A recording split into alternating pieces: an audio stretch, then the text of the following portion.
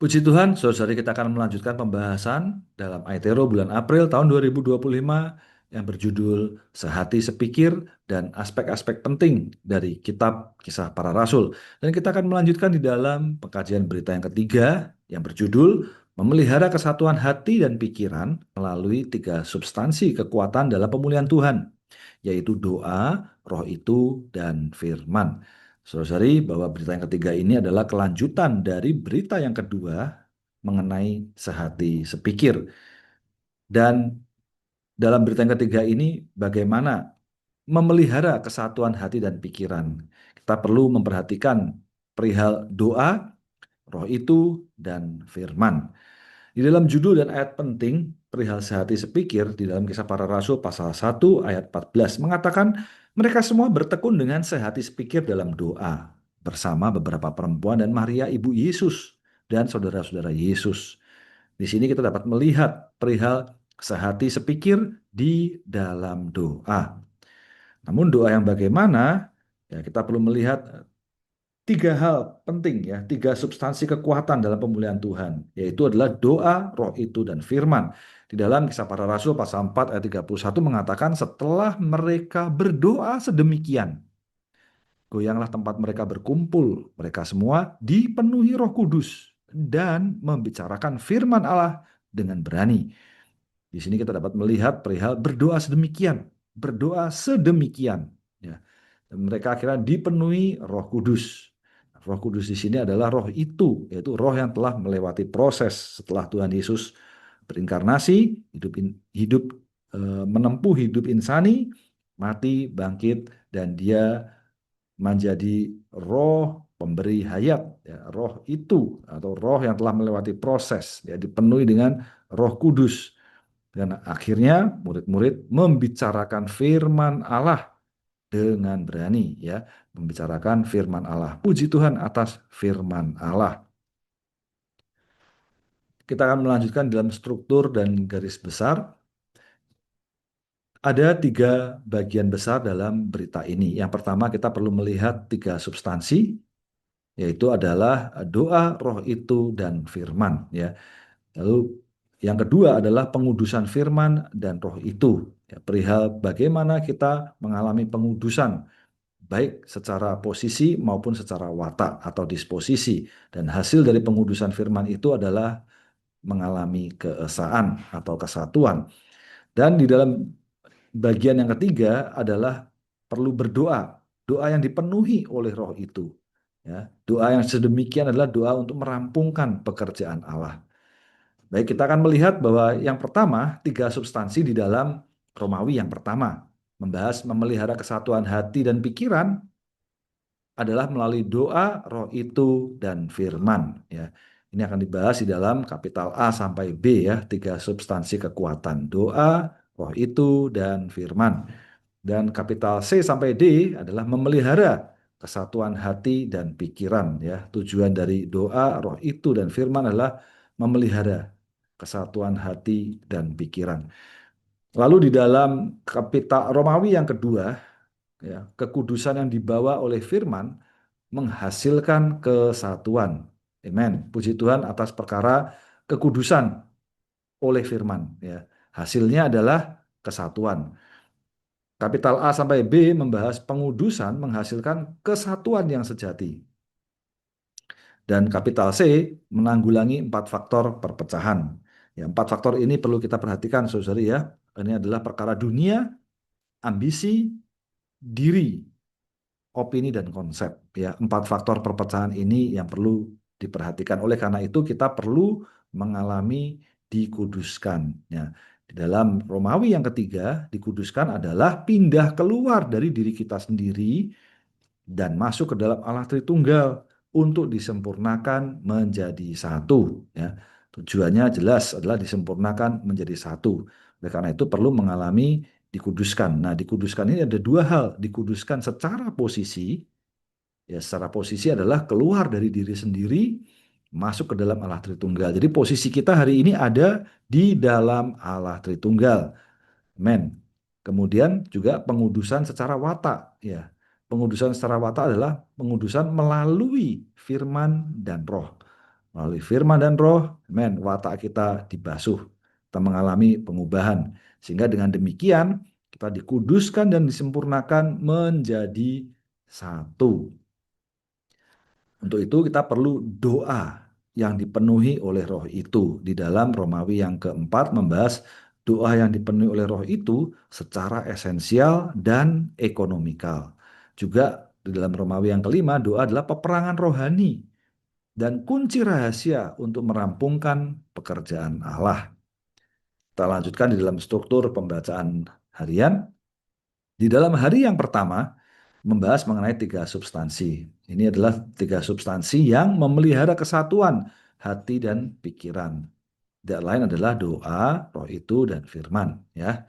Oke, lalu kemudian di dalam hari yang kedua sampai hari yang keempat adalah melalui pengudusan firman dan roh itu menghasilkan kesatuan sehati sepikir, ya, melalui pengudusan firman dan roh itu. Jadi, ya. Oke, lalu kekudusan yang dibawa oleh firman menghasilkan kesatuan. Ya. Oke, kemudian ada 4 faktor perpecahan. Hati-hati dengan dunia. Hati-hati juga dengan ambisi. Ya. Hati-hati juga dengan diri. Ya. Hati-hati dengan opini dan konsepsi. Jadi 4 faktor hal ini ya, 4 faktor perpecahan ini perlu menjadi perhatian kita. Oleh karena itu kita perlu dikuduskan dan disempurnakan hingga sehati sepikir. Saudari, ini adalah perkara yang terus-menerus kita kerjakan, ya, mengalami pengudusan, disempurnakan, sampai sehati sepikir. Ini bukan proses satu kali selesai, ya, tetapi adalah perlu terus-menerus. Posisi kita ada di dalam Allah Tritunggal, ya. Watak kita, amen, diserupakan dengan Dia, ya. Cara berpikir kita, paradigma kita, ya, perlu memiliki pikiran Kristus. Ya, puji Tuhan ya kita secara disposisi mengalami pengudusan sehingga sasarannya adalah menjadi satu ya satu sehingga sehati sepikir. Tanpa proses ini tidak ada kesatuan, tidak ada sehati sepikir. Nah, untuk itu kita perlu doa, doa yang dipenuhi oleh roh itu. Ya, doa ini adalah kunci rahasia untuk merampungkan pekerjaan Allah di hari yang kelima dan hari yang keenam, perihal doa. Dan doa ini adalah untuk dipenuhi dan diluapi secara esensial dan ekonomikal. Kita perlu ya 8 aspek doa ya. Ini ada di dalam garis besar ya, saudara ya, di dalam garis besar ada 8 aspek doa. Kemudian di dalam hari yang keenam doa bagi pembangunan gereja dan bagi peperangan rohani. Bahkan berdoa tanpa henti melawan dosa tidak berdoa. Oh, kiranya kita perlu terus diselamatkan dari sedemikian.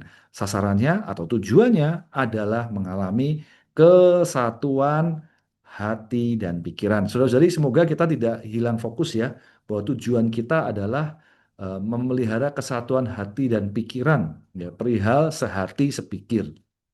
Ya, oke. Yuk kita akan lanjutkan bahwa 3 substansi kekuatan pemulihan Tuhan itu adalah doa, roh itu, dan firman. Nah, kata substansi ya dari kata Yunani adalah hypostasis. Ini adalah kata tunggal atau satu ya, adalah kata benda majemuk. Nah, bahwa hupo berarti di bawah, stasis berarti substansi pendukung yang berdiri tegak di bawahnya. Juga berarti pilar ya, yang menopang ya, atau pilar. Nah, teks asli kata ini terdiri dari 2 kata. Kata pertama adalah preposisi atau kata depan ya, yang berarti di bawah. Dan kata kedua berarti dukungan atau penopang. Jadi di bawah memberi dukungan ya. Kata ini mengacu pada dukungan di bagian bawah, yaitu hal yang mendukung di bagian bawah. Apa hal yang mendukung di bagian bawah? Kembali lagi, doa, roh itu, dan firman. Oleh karena itu, saudara di depan memberi kita satu kata dorongan, ya. Katakan, marilah kita bekerja keras dalam firman, berjerih lelah dalam doa, dan tekun menanggapi Roh Kudus. Nah, saudara di dalam bahasa Inggris kita perlu memperhatikan ini kata toil in, labor in, diligent in. Ya, ada firman, doa dan roh. Ada the word, the prayer, dan the Holy Spirit. Dan tiga hal ini adalah menjadi substansi penopang, ya. Firman, doa, dan roh, ya.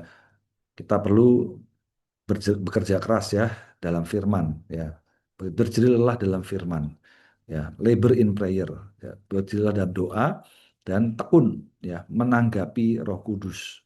Ketika Roh Kudus memberi kita perasaan batin, kita segera merespon, menanggapi, dan kita pun juga secara aktif mengontaki Roh Kudus, membiarkan Roh Kudus bekerja di dalam kita. Nah, kita perlu melihat ada tiga bagian dalam kisah para rasul yang membicarakan pergerakan Tuhan melalui firman-Nya. Ya. Yang pertama adalah dalam pasal 6 adalah akhir dari bagian yang pertama. Nah, saudara kita perlu melihat gabes. Gabes ini adalah garis besar ya. Ini singkatan dari garis besar. KPR ini adalah kisah para rasul. Ini mengacu kepada garis besar kitab kisah para rasul yang ada di dalam Alkitab versi pemulihan ya.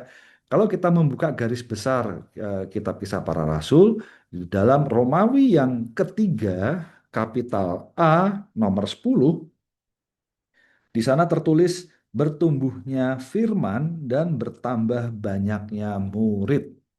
Jadi firman Allah itu bertumbuh ya. Dalam kisah para rasul pasal 6 ayat 7 firman Allah bertumbuh dan jumlah murid di Yerusalem bertambah banyak.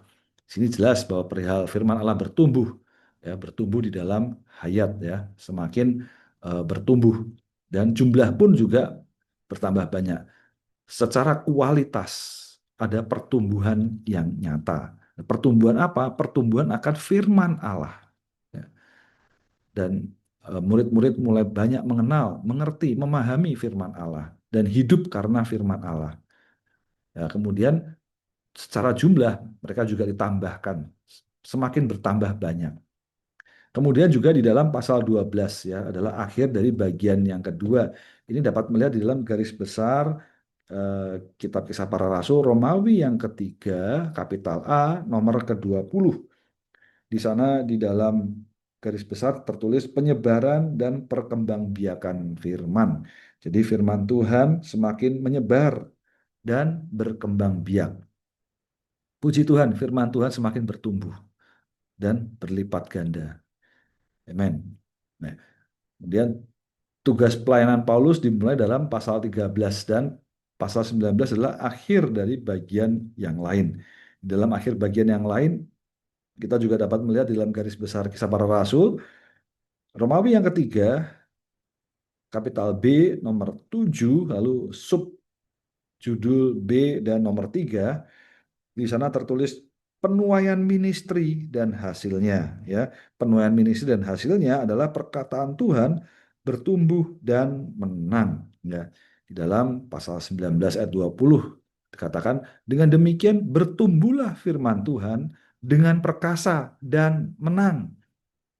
Puji Tuhan, saudari, bahwa hari ini yang menjaga kita di dalam kesatuan hati dan pikiran, kita perlu memustikakan firman Tuhan. Firman Tuhan bertumbuh, jumlah murid pun bertambah. Di dalam pasal 12 juga firman Tuhan semakin bertumbuh dan berlipat ganda. Bahkan firman Tuhan di dalam pasal 19 ayat 20, firman Tuhan bertumbuh dengan perkasa dan menang. Oh, saudari, betapa kita perlu memustikakan firman Tuhan yang bertumbuh dan berlipat ganda. Amen ya. Semoga kita terdorong oleh bagian ini ya, bahwa hari ini perlu substansi. Yang pertama adalah firman. Ya, firman sekali lagi perlu bertumbuh dan berlipat ganda. Dan firman Tuhan ini, saudara ya, bisa menguduskan kita dan menyempurnakan kita untuk menjadi satu. Nah, firman ini membawa kekudusan. Nah, kita dikuduskan secara posisi pindah keluar dari diri sendiri sehingga menghasilkan kesatuan. Di dalam diri sendiri tidak ada kesatuan. Di dalam diri sendiri hanya ada perpecahan. Maka saudara-saudari kita perlu Tuhan selamatkan ya dari diri sendiri. Agar diselamatkan dari diri sendiri, kita perlu dikuduskan secara posisi, yaitu kita pindah keluar, masuk ke dalam Allah Tritunggal. Sehingga dengan demikian, setiap dari kita keluar dari diri sendiri, kita masuk ke dalam Allah Tritunggal, maka kita akan mengalami kesatuan. Puji Tuhan. Ya. Kita masuk ke dalam Allah Tritunggal dan disempurnakan menjadi satu. Dalam Yohanes 17 ayat 23 mengatakan, aku di dalam mereka dan engkau di dalam aku, supaya mereka disempurnakan menjadi satu. Puji Tuhan, ya, disempurnakan menjadi satu. Kita sepenuhnya satu dengan Allah Tritunggal. Sehingga hasilnya apa? Dunia tahu bahwa engkau telah mengutus aku dan tahu bahwa engkau mengasihi mereka sama seperti engkau mengasihi aku. Puji Tuhan, kita dikasih oleh Bapa Allah Tritunggal, mengasihi kita, dan hari ini kita ada di dalam Dia. Maka untuk itu kita perlu menguduskan diri kita dalam kebenaran. Nah, firman Tuhan adalah kebenaran. Jadi, saudari, kita perlu memustikakan firman, dan firman inilah yang menguduskan kita. Karena firman ini adalah kebenaran. Jadi, perkara dipisahkan adalah kita secara kedudukan terpisah dari dunia, dan kita berpaling kepada Allah, kita berpaling kepada tujuan Allah. Puji Tuhan, ya, bahwa hari ini kita boleh dipisahkan dari segala perkara yang duniawi. Dan kita dikuduskan dalam firman, dikuduskan di dalam kebenaran atau realitas. Nah, perkataan firman adalah perkataan realitas. Perkataan firman ini berkebalikan, berlawanan dengan perkataan iblis. Perkataan iblis adalah dusta. Ketika Allah mengatakan bahwa Allah itu terang, maka betul ketika kita menikmati firman Allah, terang itu ada di dalam kita. Firman itu menjadi realitas kita. Ketika kita menikmati firman-Nya adalah kasih, maka di dalam kita ada kasih, timbul kasih. Mampu mengasihi, bukan dengan alamiah kita, tetapi dengan kasih ilahi. Maka firman Tuhan itu adalah real. Firman Tuhan itu adalah realitas. Firman Tuhan juga adalah kebenaran. Ini berlawanan dengan perkataan iblis yang kosong, ya. Atau kita tahu bahwa iblis adalah bapa pendusta. Karena itu hati-hati. Kita perlu dikuduskan, ya, dan diselamatkan. Dan poin berikutnya, dikuduskan dan menanggulangi 4 faktor perpecahan. Apa 4 faktor perpecahan itu? Yaitu perkara dunia. Ketika kita ada di dalam dunia, posisi kita di luar Allah Tritunggal, maka mudah sekali mengalami perpecahan. Ya, amen. Ya, bahwa di dalam Allah Tritunggal itu tidak ada di dunia. Maka kita mau diselamatkan, kita perlu masuk ke dalam Allah Tritunggal. Inilah gunanya kita dikuduskan, yaitu secara posisi kita ada di dalam Allah Tritunggal. Puji Tuhan, ya, Allah Tritunggal tidak ada di dunia. Kemudian kita diselamatkan dari ambisi. Ya. Di dalam Allah Tritunggal tidak ada ambisi. Ya. Yohanes 17 ayat 21 mengatakan supaya mereka semua menjadi satu. Ya, mereka semua menjadi satu. Jadi saudara-saudari, ya, bukan siapa lebih besar atau siapa ikut siapa, tetapi semuanya menjadi satu. Sama seperti Bapa di dalam Putra, Putra di dalam Bapa, ya, agar mereka juga di dalam kita. Dan akhirnya kita ada di dalam Allah Tritunggal, dan di dalam Dia tidak ada ambisi. Juga hati-hati, saudara, ya, perihal yang ketiga, meninggikan diri, ya, perihal diri, meninggikan diri. Ya, di dalam yang ada adalah kemuliaan Bapa. Kalau kita datang kepada kemuliaan Bapa, kita mencari kemuliaan Bapa, maka tidak ada peninggian diri sendiri. Kiranya Dia menyelamatkan kita. Ya, di dalam Yohanes 17:22 mengatakan, dan aku telah memberikan kepada mereka kemuliaan yang engkau berikan kepadaku, supaya mereka menjadi satu. Puji Tuhan, ya. Di dalam ayat 21 menjadi satu, amen. Ayat 22 mereka menjadi satu. Ya, karena amen, kita telah diberikan kemuliaan, ya, yaitu adalah Kristus diekspresikan melalui kita, dan kita menjadi satu. Terakhir kita juga perlu berhati-hati dengan konsepsi dan opini ya. Opini dan konsepsi kita perlu berhati-hati. Ketika kita ada di dalam Kristus, amen, maka tidak ada lagi opini, tidak ada lagi konsepsi. Opini setiap orang bisa berbeda, konsepsi setiap orang bisa berbeda. Ketika setiap orang berpegang pada opininya dan pada konsepsinya, maka yang timbul adalah perpecahan. Karena opini dan konsepsi tiap-tiap orang berbeda. Puji Tuhan, di dalam Yohanes 17 adalah doa Tuhan kepada Bapa yang mengesahkan kita kaum berimannya di dalam Allah Tritunggal. Ayat 23 mengatakan, aku di dalam mereka dan engkau di dalam aku, supaya mereka disempurnakan menjadi satu. Amin. Ya, agar dunia tahu bahwa engkau telah mengutus aku. Jadi jelas bahwa di dalam ayat 23 ini, bahwa putra di dalam kita, ya, putra di dalam kita, dan Bapa di dalam putra, supaya mereka, ya kita semua ini disempurnakan menjadi satu. Amin. Ya, ketika kita Kristus berada di dalam kita, amin, maka di dalam kita hanya ada Kristus. Ya, di dalam kita hanya ada kehendak Bapa. Dan akhirnya kita mengambil ya kehendak Bapa menjadi sasaran kita. Tidak ada opini, tidak ada konsepsi. Dengan demikian kita diselamatkan dari perpecahan. Ya, kita perlu menanggulangi ya 4 faktor perpecahan ini. Terakhir sebagai penutup, saudari, kita perlu meresume dari berita yang kedua dan yang ketiga bahwa perihal memelihara kesatuan hati dan pikiran. Di dalam berita yang kedua bertekun dalam ajaran para rasul sehingga kita dapat menjaga ya kesatuan hati dan pikiran. Puji Tuhan atas ajaran para rasul. Kemudian melalui dikuduskan oleh firman dan roh itu, kita disempurnakan menjadi satu.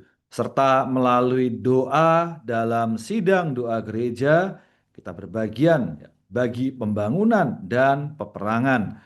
Puji Tuhan, saudara-saudari, atas 3 substansi kekuatan dalam pemulihan Tuhan. Ada firman, ada roh itu, juga ada doa. Sehingga dengannya kita dapat memelihara kesatuan hati dan pikiran. Mulia bagi Tuhan, kiranya Tuhan jaga kita semua dapat sehati sepikir. Kita berbagian di dalam pemeliharaan kesatuan hati dan pikiran. Mulia bagi Tuhan. Amin.